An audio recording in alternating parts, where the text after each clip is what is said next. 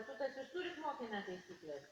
Taip, visi susipažįsta, tai yra Seimo darbą reglamentuojančios taisyklės, vadinasi jo Seimo statutas ir naujai išrinkti Seimo nariai su jomis susipažįsta ir vadovaudamasi jomis dirba. Ir dabar, kad ta tvarka visiems būtų aiškesnė, tai turit pamokų tvarkaraštį mokyklai, taip? Tai ir Seimo nariai turi Seimo darbo savaitės tokį grafiką, kuris atrodo taip. Pirmadienį Seimo nariai važiuoja į apygardas, kuriuose yra išrinkti ir susitinka su rinkėjais. Antradieniais ir ketvirtadieniais, va čia šioje salėje, svarsto įstatymų projektus, jau susirinkę į plenarinį visuotinį posėdį Seimo nariai. Na, o trečiadieniais ir penktadieniais Seimo nariai dirba komitetuose, komisijose ir frakcijose. Tai šiandien yra penktadienis, todėl salė yra tuščia. Na, jeigu kada atvyksit antradienį arba ketvirtadienį į Seimą, tai čia įsikūrė, čia lankytojams yra skirtos vietos, už tai prašiau, kad jūs čia vietas užimtume, galima stebėti, kaip plenarinis posėdis vyksta. Nu, dabar gal dar tam kilo klausimas, kodėl negalime užeiti ir užimti Seimo narių vietų į salę. Tai yra taip, kad yra pas mus elektroninė leidimų sistema ir į pačią salę gali patekti tik Seimo nariai, o aš su savo kortele galiu tik į balkoną, todėl ir jūs galėjau čia pasikviesti. Dabar Seimo narių vietos yra pastovios ir prie kiekvienos yra užrašas su vardu ir pavarde ir sėdi Seimo nariai visada toje pačioje vietoje.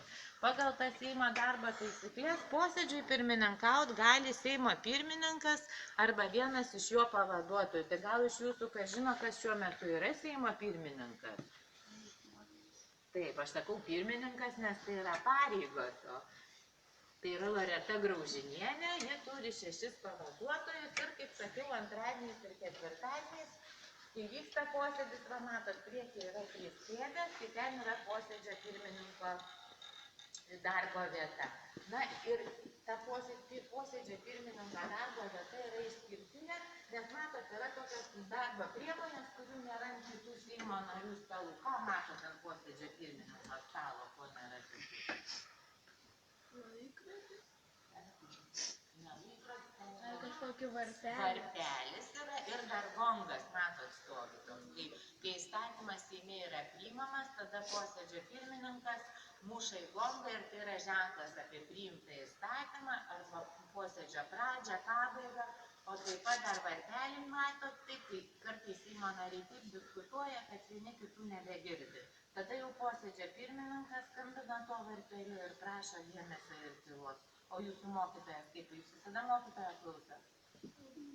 Kartais patriukšmauja, tai kaip mokytojas jūsų prašo dėmesio ir tylos. Su varpeliu. Su varpeliu turi mokytojas varpelį. Taip. Na, o čia priekinės eilės yra skirtos vyriausybei. Tai kiekvieną ketvirtadienį, paprastai 13 valandą, į Seimą ateina ministras pirmininkas, visi ministrai ir atsako į Seimo narių klausimus. O gal žino, kas yra Seimo vyriausybės vadovas? Jie teisingai kažkas sako pavardę, Algirdas Butkevičius.